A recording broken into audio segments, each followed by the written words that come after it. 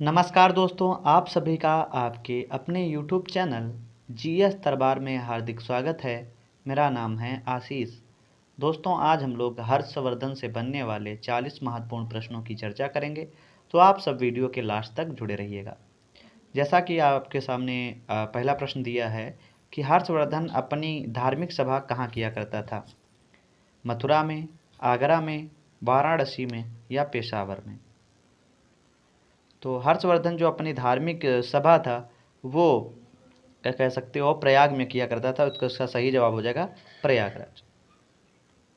अगला प्रश्न है कि वर्धन वंश की राजधानी थानेश्वर किस प्रदेश में स्थित है? उत्तर प्रदेश, हरियाणा, इसके बाद में मध्य प्रदेश और बिहार। तो जो थानेश्वर है ये जो है हरियाणा में है, तो इसका सही जवाब हो जाएगा हरियाणा।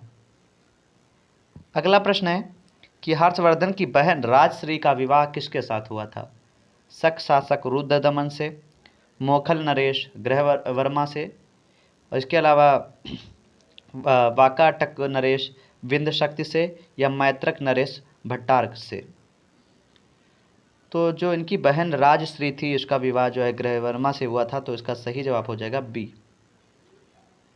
अगला प्रश्न है कि हर्षवर्धन के अग्रज राजवर्धन द्वितीय की हत्या किसने की थी?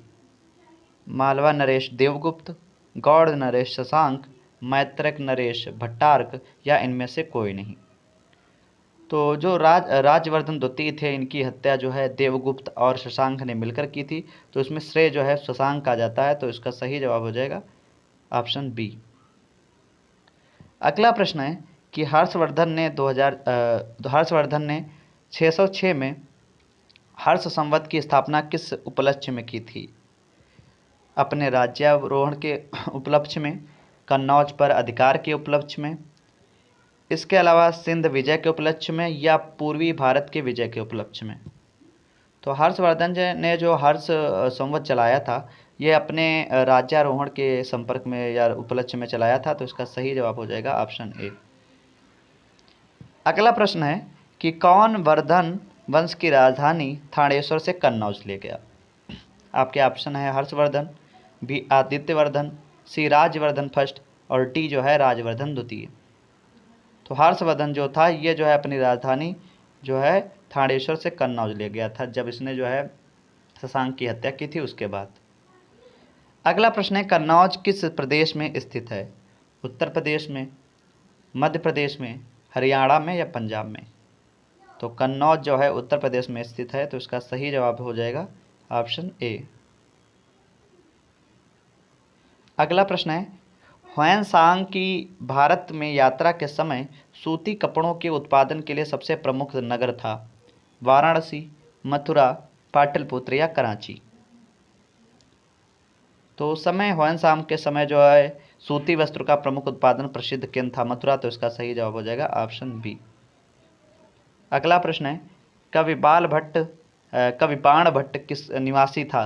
पाटलिपुत्र का, थानेश्वर का, भोजपुर का या इनमें से कोई नहीं? तो जो बाण भट्ट था ये जो है थानेश्वर का निवासी था, तो इसका सही जवाब हो जाएगा ऑप्शन बी। अगला प्रश्न है कि नागानंद के रचनाकार कौन थे? बाण भट्ट, हर्षवर्धन और भवभूति या भास? तो नागा जो नंद रचना है इसकी रचना जो है हर्षवर्धन ने की है, तो इसका सही जवाब हो जाएगा ऑप्शन बी। रत्नावली हो गई, प्रियदर्शिका हो गई, इन सब के रचनाकार जो है हर्षवर्धन है। कहा जाता है कि हर्षवर्धन ने इन किताबों को खरीदा था, इस तरीके से रचनाएं हैं, लेकिन माना इन्हीं को जाता है, तो इसका सही जवाब हो जाएगा ऑप्शन बी हर्षवर्धन। अगला प्रश्न है सम्राट हर्षवर्धन ने 2 महान धार्मिक सम्मेलनों का आयोजन कराया था कहाँ पे? कन्नौज व प्रयागराज में, प्रयाग व थानेश्वर में, थानेश्वर व वल्लभी में या वल्लभी व प्रयाग में? तो इन्होंने जो 2 धार्मिक महासम्मेलन कराए थे वो कराए थे कन्नौज और प्रयाग में, तो ऑप्शन ए इसका बिल्कुल सही जवाब होगा। अगला प्रश्न है नागानंद, रत्नावली एवं प्रियदर्शिका नाटकों के रचनाकार कौन थे? तो अभी आपने जाना था कि इसके जो रचनाकार हैं वो हर्षवर्धन है, ऑप्शन डी इसका सही जवाब होगा। अगला प्रश्न है प्रश्न संख्या 13 कि गुर्जरों को किस शासक ने पराजित किया? प्रभाकर वर्धन ने, राजवर्धन ने, हर्षवर्धन ने या शशांक ने?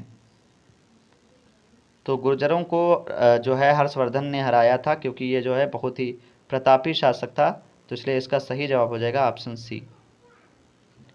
प्रश्न संख्या 14 बहुत ही अच्छा प्रश्न है कि आज भी भारत में ह्वेन को याद करने का मुख्य कारण क्या है? हर्ष के प्रति सम्मान, नालंदा में अध्ययन, बौद्ध धर्म में आस्था या सीयूकी की रचना? तो हाँ, ह्वेन को जो याद किया जाता है वो सीयूकी की रचना के कारण किया जाता है। इसका सही जवाब हो जाएगा ऑप्शन डी। अगला प्रश्न है कि हर्षवर्धन के विजयी जीवन में एकमात्र पराजय देने वाला पुलकेशिन द्वितीय कहाँ का शासक था? वातापी का, कल्याणी का, वेंगी का या तंजौर का? तो इसका सही जवाब हो जाएगा वातापी का शासक था, जो पुलकेशिन द्वितीय थे। इसने जो है हर्षवर्धन को हराया था। अगला प्रश्न है, हर्षवर्धन ने अपनी पुत्री का विवाह वल्लमी नरेश से किया, जो कि उसकी एक बड़ी कूटनीतिक उपलब्धि थी। ध्रुवसेन द्वितीय के साथ किया था, या शशांक के साथ, या देवगुप्त के साथ, या ग्रहवर्मा के साथ?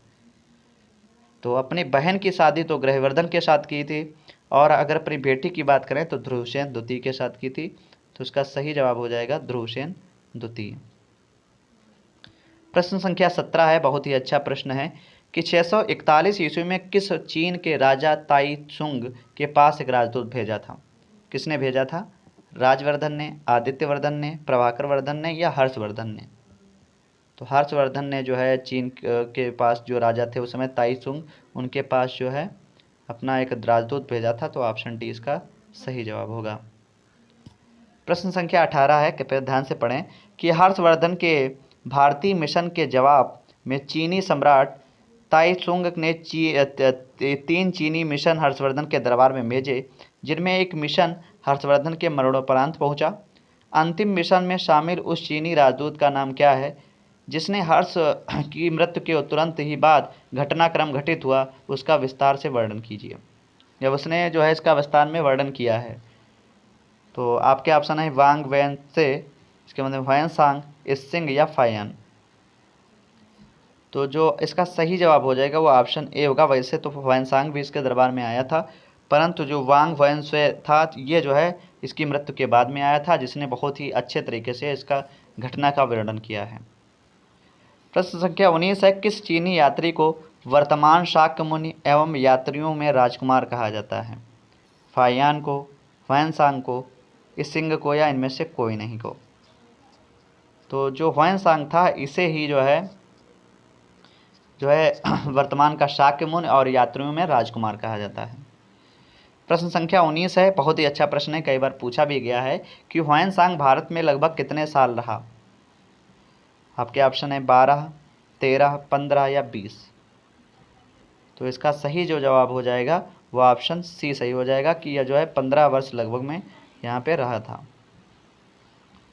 अगला प्रश्न है कि ह्वेन सांग के सम्मानार्थ एवं महायान धर्म के प्रचारार्थ हर्षवर्धन ने कहाँ महासभा का आयोजन 643 ईस्वी में कराया? कन्नौज में, थानेश्वर में, प्रयाग में या उज्जैन में? तो अभी आपने जाना था कि प्रयाग और उज्जैन में कराया था, प्रयाग और कन्नौज में कराया था। तो इसमें प्रयाग भी दिया है, कन्नौज भी दिया है, तो इसको हम प्राथमिकता देंगे कन्नौज को। ऑप्शन ए इसका सही जवाब होगा। अगला प्रश्न है, प्रश्न संख्या 22 कि कुंभ मेला को प्रारंभ करने का श्रेय किसे दिया गया? अशोक को, चंद्रगुप्त द्वितीय को, हर्षवर्धन को या इनमें से कोई नहीं? तो कुंभ मेला को शुरुआत करने का श्रेय जो है पूरा जो है उनको हर्षवर्धन को जाता है। तो इसका सही जवाब हो जाएगा ऑप्शन सी हर्षवर्धन। प्रश्न संख्या 23 नर्मदा नदी पर सम्राट हर्ष के दक्षिणावर्ती अग्रसन को रोका? पुलकेशिन प्रथम ने, पुलकेशिन द्वितीय ने, विक्रमादित्य प्रथम ने या विक्रमादित्य द्वितीय ने? तो पुलकेशिन द्वितीय था, इसी ने जो है हर्षवर्धन को पराजित किया था। तो ऑप्शन बी इसका सही जवाब होगा। प्रश्न संख्या 24 निम्नलिखित में से किसने नालंदा विश्वविद्यालय को 100 ग्रामों की आय दान स्वरूप दिए? चंद्रगुप्त मौर्य ने, चंद्रगुप्त प्रथम ने, चंद्रगुप्त द्वितीय ने या हर्षवर्धन ने? तो हर्षवर्धन ने नालंदा जो विश्वविद्यालय है उसको 100 ग्रामों का आय दान स्वरूप दी थी। तो इसका सही जवाब जो होगा वह ऑप्शन डी इसका सही जवाब होगा। प्रश्न संख्या 25 है, बहुत ही अच्छा प्रश्न है कि सूची 1 को सूची 2 से सुमेचित कीजिए। सूचीवन दिया है हर्षवर्धन, कादम्बरी, नीच शतक, श्रृंगार शतक, भक्ति शतक, सूर शतक, प्रियदर्शकी, रत्नावली सूची, और इधर दूसरी दी है हर्षवर्धन, भतहरी, मयूर और बाणभट्ट। तो देखो ये जो हर्षवर्धन है इसने जो है प्रियदर्शिका, रत्नावली, नागानंद लिखा है, तो डी जो है ए का डी होगा, और ए का 4 4 ऑप्शन में है। आगे हम लोग देखते हैं। इसके बाद में दूसरा दिया है कादम्बरी। जो कादम्बरी है वो हर्षचरित है, ये किसने लिखी है? तो आपका जवाब होना चाहिए कि डी ऑप्शन। डी क्या हो जाएगा आपका? बाणभट्ट। तो इसका मतलब जो है इसका सही जो जवाब होगा वो ऑप्शन ए सही होगा। अगला प्रश्न है निम्नलिखित में से कौन हर्षवर्धन के दरबार से संबद्ध नहीं था? बाणभट्ट, कालिदास, भर्तृहरि, इसके बाद में मयूर। तो जो ये कालिदास थे ये जो है इनके दरबार से संबंधित नहीं थे। ऑप्शन बी इसका सही जवाब होगा। अगला प्रश्न है, ये भी कथन ध्यान से पढ़ना है कि हर्षवर्धन ने किसी नवीन शासन प्रणाली को जन्म नहीं दिया। कारण, हर्षवर्धन ने गुप्त शासन प्रणाली को कुछ संशोधन के कारण अपनाया। तो बताएं इसका सही जवाब क्या होगा? ए और दो दोनों सही हैं तथा आर ए की सही व्याख्या करता है। ऑप्शन बी है ए और आर दोनों सही हैं किंतु आर ए की व्याख्या नहीं करता है। सी ए सही है और आर गलत है, और डी आर सही है ए गलत है।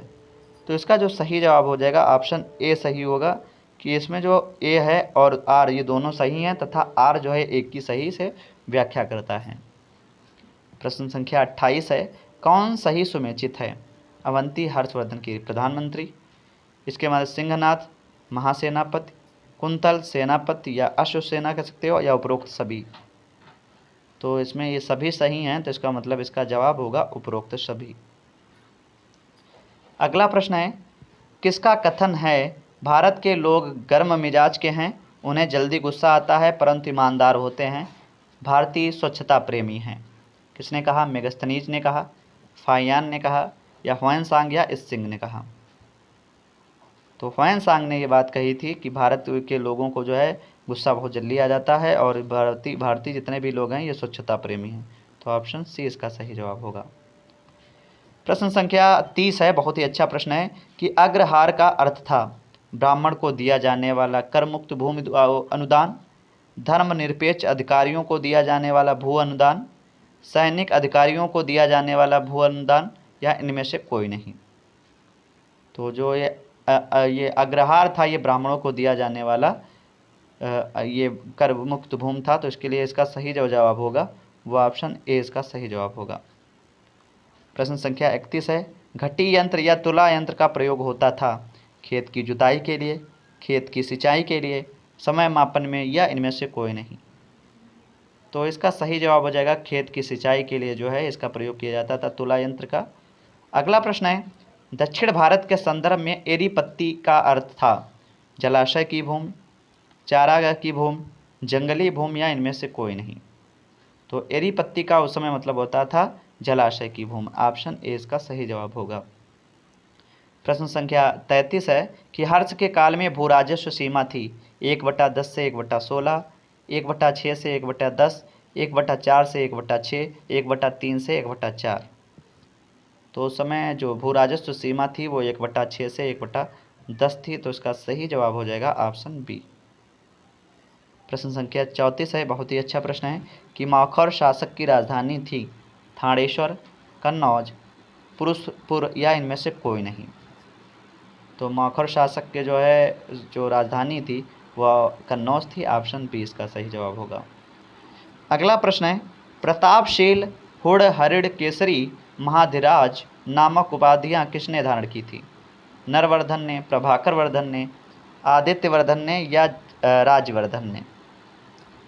तो जो प्रभाकर वर्धन थे इनके पिता हर्षवर्धन के, उन्होंने जो है ये प्रतापशील हुड़ हरिड़ केसरी महाराजाधिराज की उपाधियां धारण की थी। तो ऑप्शन बी इसका सही जवाब होगा। प्रश्न संख्या 36 है कि हर्ष एवं पुलकेशिन द्वितीय के मध्य हुए संघर्ष की जानकारी कहाँ से मिलती है? ऐहोल अभिलेख से, बंसखेड़ा लेख से, हाथी गुफा अभिलेख से, या ह्वेनसांग के वर्णन से? तो इसका सही जवाब हो जाएगा ऐहोल अभिलेख से। Option A. प्रश्न संख्या 37 है कि बाणभट्ट किस सम्राट के दरबारी कवि थे? विक्रमादित्य के, कुमारगुप्त के, हर्षवर्धन के या कनिष्क के। तो जो ये बाणभट्ट था ये हर्षवर्धन का दरबारी कवि था। ऑप्शन सी इसका सही जवाब होगा। प्रश्न संख्या 39 है कि सम्राट हर्ष ने अपनी राजधानी थानेश्वर कहाँ स्थानांतरित की थी। तो ये तो रिपीट क्वेश्चन हो गया है। तो इन्होंने कहाँ राजधानी स्थानांतरित की थी, कन्नौज। तो ऑप्शन सी इसका सही जवाब होगा। अगला प्रश्न है शकलोत्तरा पथनाथ किसे कहा गया है, कनिष्क को, हर्षवर्धन को या प्रभाकर वर्धन को या राजवर्धन को। तो इसका सही जवाब हो जाएगा हर्षवर्धन को कहा गया है, ऑप्शन बी। आज का अंतिम प्रश्न है और बहुत ही अच्छा प्रश्न है कि ह्वेन ने किसे शीलादित्य कहा है, चंद्रगुप्त मौर्य को, चंद्रगुप्त द्वितीय को, अशोक को या हर्षवर्धन को। तो ह्वेन हर्षवर्धन के समय से थे, तो इसका सही जवाब हो जाएगा ऑप्शन डी हर्षवर्धन। तो दोस्तों इस वीडियो में बस इतना ही रखते हैं। आप सभी को ये वीडियो कैसा लगा है कमेंट करके ज़रूर बताएं। अगर वीडियो अच्छा लगा है तो शेयर करना बिल्कुल ना भूलें। धन्यवाद।